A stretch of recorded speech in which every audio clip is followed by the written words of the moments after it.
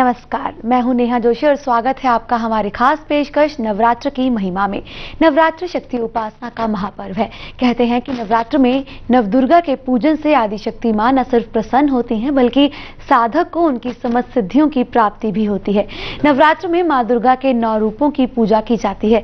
नवरात्र के पहले दिन नवदुर्गा के प्रथम शक्ति मां शैलपुत्री की पूजा का विधान है। आज हम आपको नवरात्र पूजन और मां शैलपुत्री की सिद्धि का विधान बताएंगे।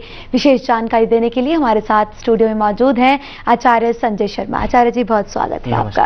नमस्कार। आइए शुरू करते हैं हमारी खास पेशकश।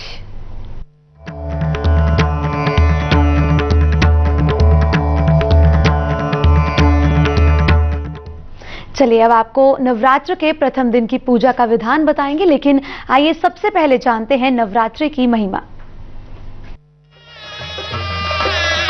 आदिशक्ति मां पारम्बा को प्रसन्न करने का सबसे उत्तम समय है नवरात्र। साल में 4 बार नवरात्र आते हैं, जिनमें से 2 प्रकट नवरात्र होते हैं और 2 गुप्त नवरात्र। ये चारों नवरात्र ऋतु परिवर्तन के साथ मनाए जाते हैं। 2 वर्षों के अयन की संधि यानी मिलन के बिंदुओं पर शारदीय और वासंतीय नवरात्र मनाए जाते हैं।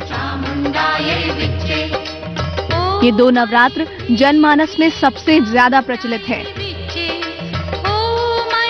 चैत्र शुक्ल प्रतिपदा से लेकर चैत्र शुक्ल नवमी तक वासंतीय नवरात्र मनाए जाते हैं। इन नवरात्र में मां दुर्गा के उग्र रूप की पूजा की जाती है। इस नवरात्र में मां दुर्गा के उग्र रूप की पूजा की जाती है। वहीं आश्विन शुक्ल प्रतिपदा से लेकर आश्विन शुक्ल नवमी तक शारदीय नवरात्र में मां दुर्गा के सौम्य रूप की पूजा की जाती है। इन दोनों नवरात्रों के 90 दिनों के अंतर पर ऋतु संधि के बीच में आते हैं 2 गुप्त नवरात्र, जो माघ मास और आषाढ़ मास प्रतिपदा से नवमी तक मनाए जाते हैं। श्रीमद् देवी भागवत सहित अन्य धर्म ग्रंथों में नवरात्र मां की पूजा के विशेष दिन माने जाते हैं। श्रीमद् देवी भागवत में वर्णन है कि मां भगवती ने अपने श्रीमुख से नवरात्र पर्व की महिमा का गुणगान करते हुए कहा था कि जो भक्त नवरात्र के दौरान मेरी उपासना करता है, मैं उसकी सभी मनोकामनाएं पूर्ण करती हूँ। आश्विन मास के नवरात्र में भगवान राम ने भी मां दुर्गा की उपासना की थी और रावण पर विजय प्राप्त करने का वरदान पाया था। आश्विन मास नवरात्र में प्रतिपदा से लेकर नवमी तिथि तक मां के अलग अलग 9 रूपों की पूजा की जाती है।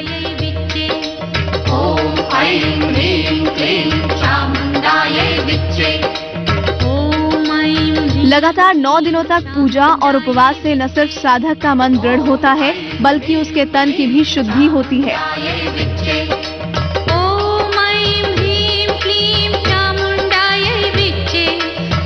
नवरात्र के समय में विधि पूर्वक मां की उपासना मंत्र जाप करने से साधक दैहिक, दैविक, भौतिक सभी सुखों का भोग करता है।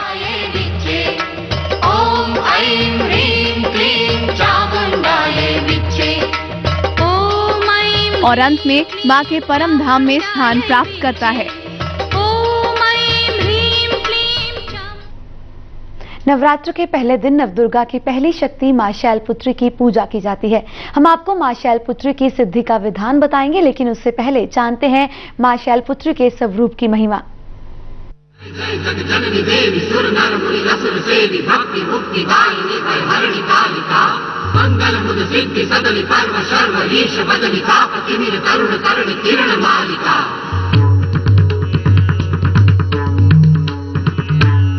नवरात्र के पहले दिन पूजा की जाती है मां शैलपुत्री की। पर्वतराज हिमालय के यहाँ पुत्री रूप में उत्पन्न होने के कारण इनका नाम शैलपुत्री पड़ा। यह नव दुर्गाओं में प्रथम दुर्गा है। मां शैलपुत्री का स्वरूप अत्यंत सुंदर है। मां शैलपुत्री के दाहिने हाथ में त्रिशूल और बाएं हाथ में कमल पुष्प सुशोभित है।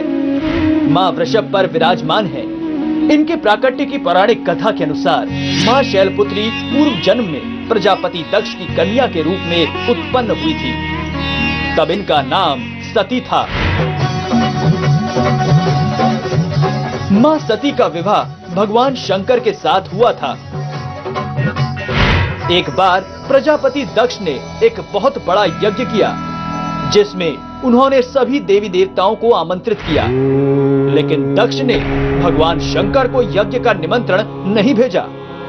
मां सती को अपने पिता दक्ष के यहाँ यज्ञ की बात पता लगी, तो वो वहां जाने के लिए भगवान शिव से विनती करने लगी। भगवान सदाशिव ने मां सती को काफी समझाया कि उन्होंने सभी देवी देवताओं को निमंत्रण भेजा है, लेकिन हमें नहीं बुलाया है, इसलिए उस यज्ञ में जाना उचित नहीं होगा। लेकिन मां सती का प्रबल आग्रह देखकर भगवान शंकर ने उन्हें नंदी के साथ जाने की अनुमति दे दी। मां सती को पिता के घर कोई आदर सत्कार नहीं मिला। प्रजापति दक्ष ने भी मां सती से भगवान शंकर के प्रति अपमानजनक वचन कहना शुरू कर दिया। मां सती का मन यह सब देखकर क्रोध से संतप्त हो उठा। वो भगवान शंकर के अपमान को सह न सकी। उन्होंने अपने आप को उसी समय योगाग्नि द्वारा जलाकर भस्म कर दिया।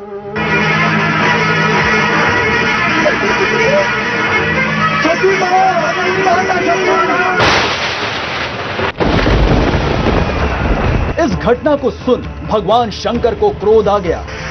उन्होंने अपने गणों को भेजकर प्रजापति दक्ष के यज्ञ का विध्वंस करा दिया।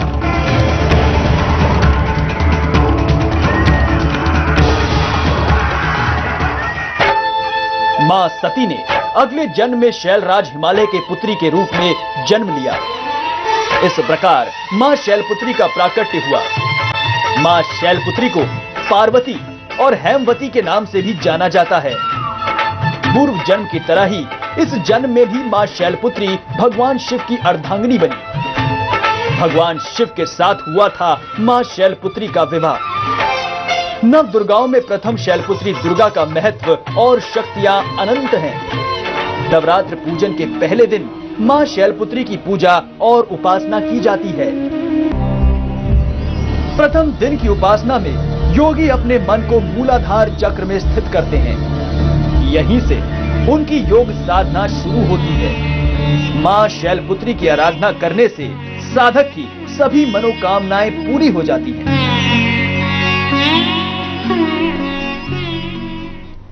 नवरात्र की महिमा क्या है? नवरात्र में आदिशक्ति मां के 9 रूपों की पूजा क्यों की जाती है? मां शैलपुत्री का स्वरूप किस तरह से है? इस सभी के बारे में जानते हैं आचार्य जी से। आचार्य जी, सबसे पहले जानना चाहेंगे कि हिंदू धर्म में नवरात्रों की क्या महत्ता है? देखो, जो नवरात्र है, नवरात्र का अर्थ होता है कि एक नया दिन और एक नया शुभ दिन। और नवरात्र कहते हैं कि जैसे सारे पक्ष माने गए उस तरीके से 9 शक्तियां मानी गई हैं, ऐसे ही 9 ग्रह माने गए हैं। तो उसी प्रकार से माँ दुर्गा के जो है 9 रूप हैं, और उसमें जो प्रथम शैलपुत्री, द्वितीय ब्रह्मचारिणी, तृतीय चंद्रघंटेति, कुष्मांडेति चतुर्थम, इसी प्रकार से जो है पांचवा स्कंद माता का है। ऐसे 9 रूप जो है माँ शक्ति के हैं। उसमें पहला जो स्वरूप है वो शक्ति का है।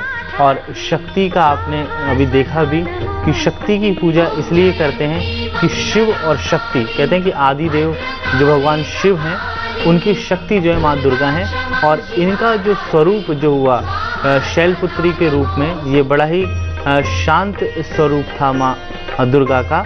और शांत स्वरूप होने के कारण माँ दुर्गा ने जो है इस स्वरूप में भगवान शिव से जब विवाह किया, उससे पहले बहुत ही ज़्यादा जो है भगवान शंकर की पूजा की, आराधना की, तप किया, और तब जाकर भगवान शंकर जो है उनको इस जन्म में प्राप्त हुए।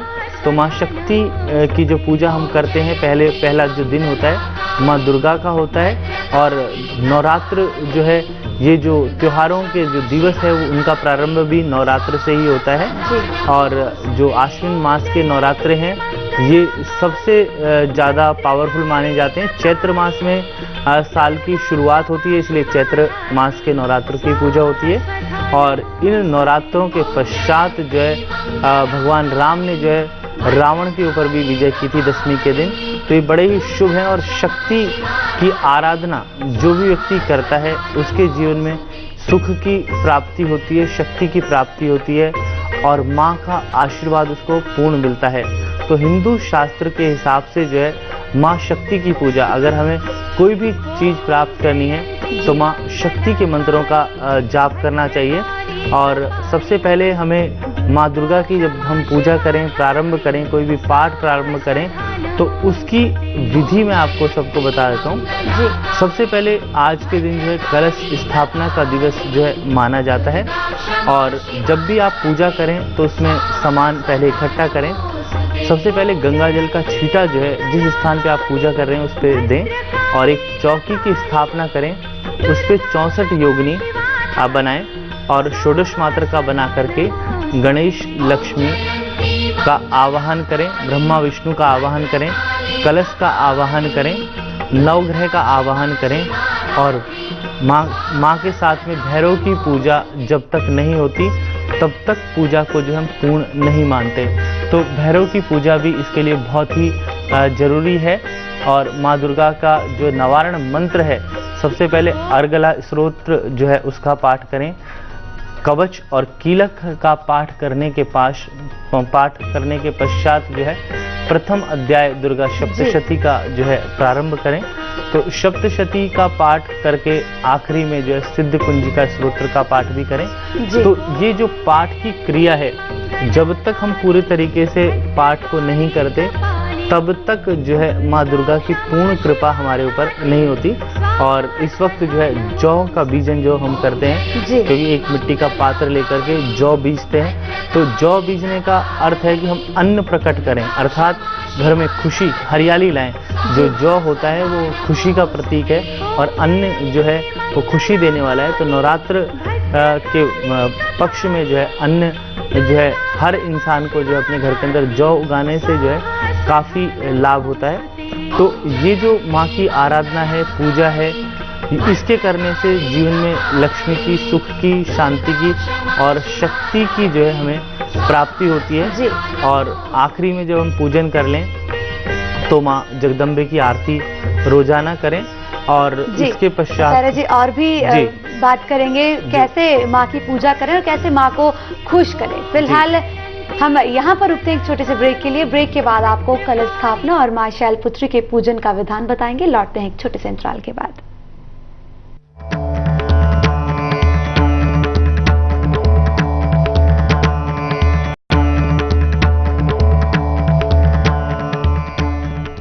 ब्रेक के बाद एक बार फिर से आपका स्वागत है।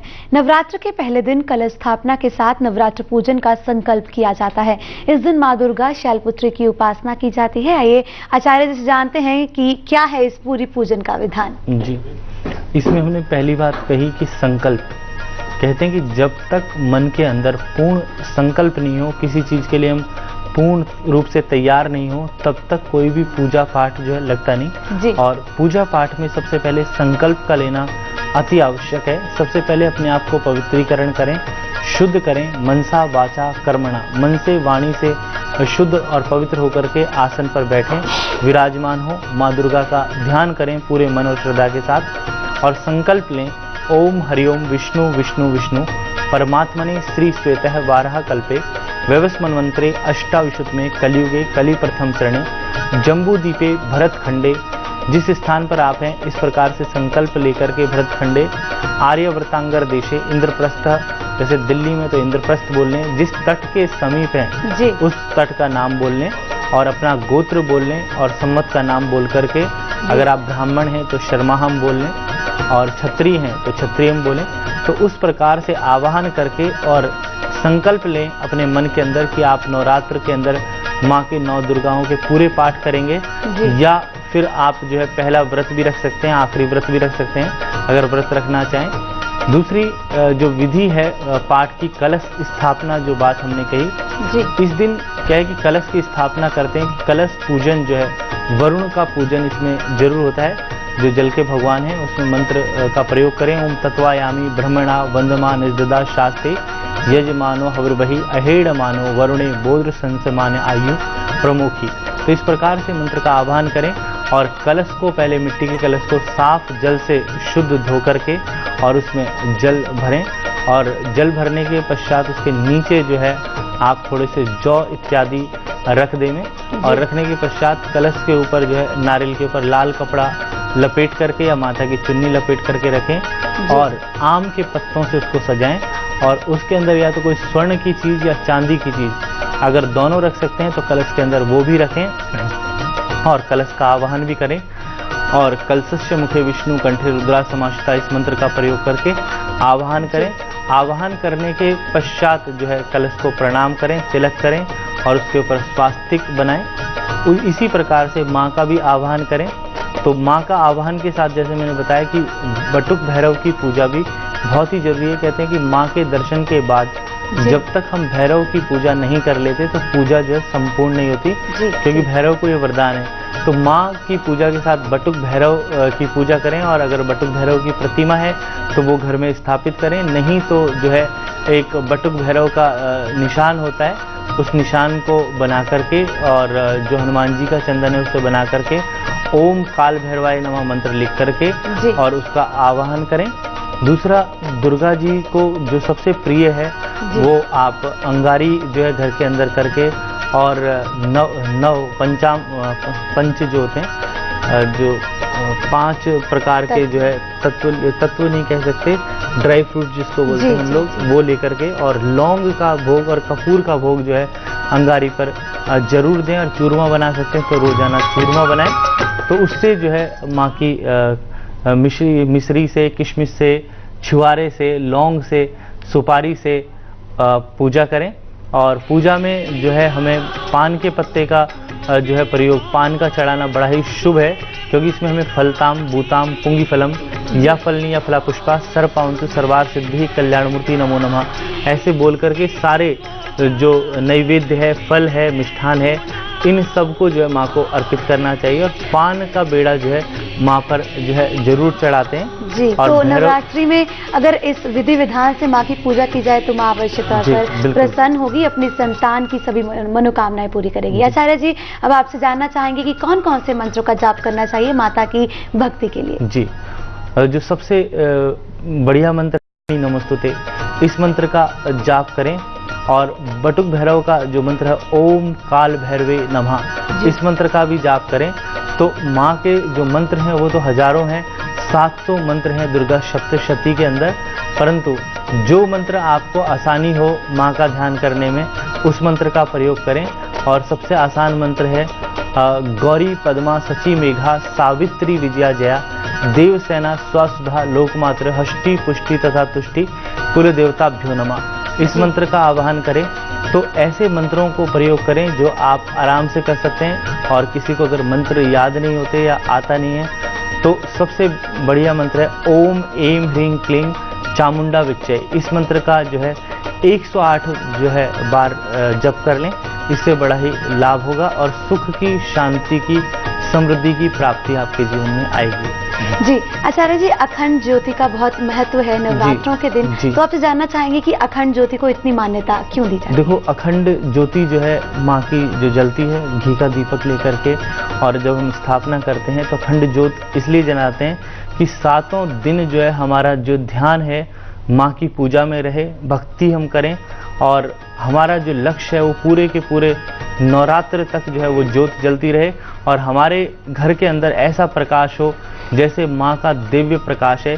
कहते हैं कि जब अंधकार को हटाना होता है कहीं से तो प्रकाश की जरूरत होती है, उसी प्रकार से जब नवरात्र के अंदर हमें एक माँ का प्रकाश जब मिल जाता है अखंड ज्योत का, वो बहुत ही बड़ा प्रकाश है। इसलिए ज्योत की जो है पूजा भी हम करते हैं। और बहुतम ब्रह्म रूपम अंधकार निवारकम अग्निर ज्योतिर अग्निर देवता यहाँ के छत्तीष्टाय नमो नमः। तो इस मंत्र का प्रयोग करके जो है ज्योति को प्रज्वलित करते हैं और अखंड ज्योत जो है कम से कम 9 की जगह 10 दिन जलना जो है बड़ा शुभ माना जाता है, क्योंकि हम अंधकार से जो है प्रकाश में जब भी आ सकते हैं जब हमारे घर के अंदर कोई भी बुरी चीज है, कुछ भी नेगेटिविटी है, तो अखंड ज्योत के जलने से सारी की सारी जो है नेगेटिविटी घर परिवार से चली जाती है। इन नकारात्मक ऊर्जा घर में आती है और नकारात्मक ऊर्जा घर से बाहर जाती है। चलिए आचार्य जी, बहुत शुक्रिया, आप स्टूडियो में आए, हमारे दर्शकों को आपने इतना कुछ बताया।